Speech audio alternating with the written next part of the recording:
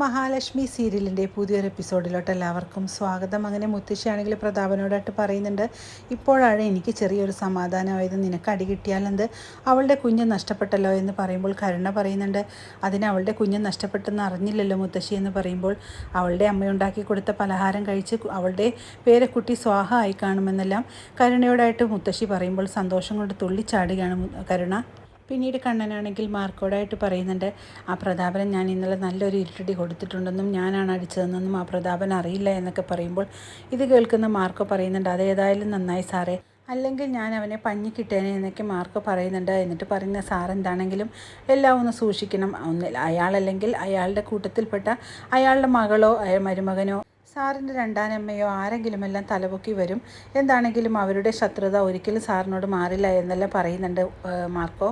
കണ്ണൻ പറയുന്നുണ്ട് മാർക്കോനോട്, കുഞ്ഞിന് എന്തെങ്കിലും കുഴപ്പമുണ്ടാവുമെന്നാണ് തോമസ് വൈദ്യം പറയുന്നത്, കാരണം ചെറിയ തോതിലെങ്കിലും വിഷം ഉള്ളിൽ ചെന്നിട്ടുണ്ടാവും, അത് ചെറുതായിട്ടെങ്കിലും കുഞ്ഞിന് എഫക്റ്റ് ആയിട്ടുണ്ടാവും എന്നാണ് പറയുന്നത്, അതുകൊണ്ട് അതിനുള്ളൊരു മറുചികിത്സ ചെയ്ത് എന്താണെങ്കിലും എന്തെങ്കിലും ചെയ്യണമെന്നാണ് ഡോക്ടർ പറയുന്നത്, അതുകൊണ്ട് എനിക്ക് അതോർക്കുമ്പോൾ വളരെ ടെൻഷനുണ്ടെന്ന് പറയുമ്പോൾ മാർക്കോ പറയുന്നുണ്ട്, സാർ ഒന്നും വിചാരിക്കേണ്ട, അതൊന്നും ഒരു കുഴപ്പവും കുഞ്ഞിനുണ്ടാകില്ല എന്നൊക്കെ പറയുകയാണ്. പിന്നീട് അനന്തവും കണ്ണനും കൂടെ അവിടെ വന്നിട്ടുള്ള ആളെ കാണാനായിട്ട് CCTV എല്ലാം ചെക്ക് ചെയ്യുന്നുണ്ട്.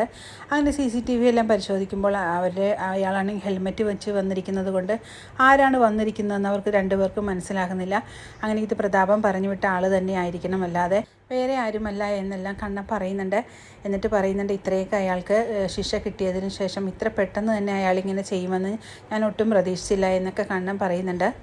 ഈ കണക്കിൽ മഹിയുടെ വയറ്റിൽ കിടക്കുന്ന കുഞ്ഞിൻ്റെ അച്ഛൻ ഞാനാണെന്ന് അറിഞ്ഞു കഴിഞ്ഞാൽ എന്തായിരിക്കും ഇവിടെ ഉണ്ടാകാൻ പോകുന്ന പുകലെന്നെല്ലാം കണ്ണനാണെങ്കിൽ ആശങ്കപ്പെടുന്നുണ്ട്. പിന്നീട് പ്രതാപനാണെങ്കിൽ ചായയുമായിട്ട് വരുന്ന മുത്തശ്ശിയെ കാണിക്കുന്നുണ്ട്. അങ്ങനെ മുത്തശ്ശിയാണെങ്കിൽ പ്രതാപനോടായിട്ട് പറയുന്നുണ്ട്, നീ എഴുന്നേറ്റ് നിന്നിരുന്ന് ഈ ചായ കുടിക്കുമെന്ന് പറയുമ്പോൾ പ്രതാപൻ പറയുന്നുണ്ട്, ചായയൊന്നും കുടിക്കാൻ എനിക്ക് പറ്റുന്നില്ല അമ്മേ, തൊണ്ടയ്ക്ക് താഴെ നിന്നും എനിക്കിതൊന്നും ഇറങ്ങിപ്പോകുന്നില്ല, എൻ്റെ തൊണ്ട വരെ ചതഞ്ഞ ലക്ഷണമാണ് തോന്നുന്നതെന്നെല്ലാം പറയുകയാണ്. എന്താണെങ്കിലും ഈ ചതവും ഒടിവും എല്ലാം ഒന്ന് മാറണമെങ്കിൽ തോമസ് വൈദ്യൻ്റെ അടുത്ത് തന്നെ പോകണം, അയാളുടെ അടുത്ത് പോയാൽ മാത്രമേ ഇതെല്ലാം ഒരു വ്യത്യാസം വരുള്ളൂ എന്ന് പറയുന്നുണ്ട്. പിന്നെ എനിക്ക് അവിടെ പോകുന്നതിൽ വേറൊരു ഉദ്ദേശവും കൂടെ ഉണ്ട്, അവളുടെ കുഞ്ഞ് നഷ്ടപ്പെട്ടോ ഇല്ലയെന്ന് അവിടെ പോയാലേ നമുക്കറിയാൻ പറ്റുള്ളൂ എന്നെല്ലാം പ്രതാപൻ പറയുന്നുണ്ട്.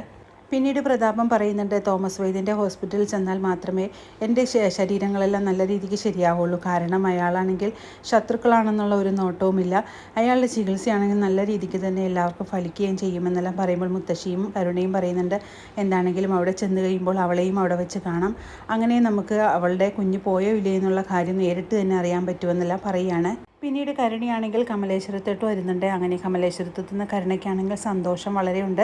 അപ്പോഴേക്കും ദുർഗ ചോദിക്കുന്നുണ്ട്, മോളുടെ മുഖത്ത് നല്ല സന്തോഷമുണ്ടല്ലോ എന്ന് ചോദിക്കുമ്പോൾ, അതേ അമ്മ, എനിക്ക് നല്ല സന്തോഷമുണ്ട്, നമുക്ക് കേൾക്കാൻ പറ്റുന്ന ഒരു സന്തോഷ വാർത്തയുമായിട്ടാണ് ഞാൻ വന്നിരിക്കുന്നത്, ആ മഹാലക്ഷ്മിയുടെ കുഞ്ഞ് നഷ്ടപ്പെട്ടിട്ടുണ്ട്, എനിക്ക് എത്രത്തോളം ബുദ്ധിമുട്ടിയാണ് ആ കുഞ്ഞ് നഷ്ടപ്പെട്ടത്, അതുപോലെ തന്നെ അവളുടെ കുഞ്ഞും പോയി അമ്മേ, അത് പറയാനും കൂടിയാണ് ഞാൻ നേരിട്ട് വന്നതെന്നെല്ലാം പറയാണ്. ഇത് കേൾക്കുന്ന ദുർഗയ്ക്കാണെങ്കിൽ വളരെ സന്തോഷമാകുന്നുണ്ട്. ഞാൻ ഈ ഒരു സന്തോഷം ഉണ്ണിയേട്ടനോട് കൊണ്ട് പറയട്ടെ എന്ന് പറഞ്ഞുകൊണ്ട് കരുണ ഉണ്ണിയുടെ അടുത്തോട്ട് പോവുകയാണ്.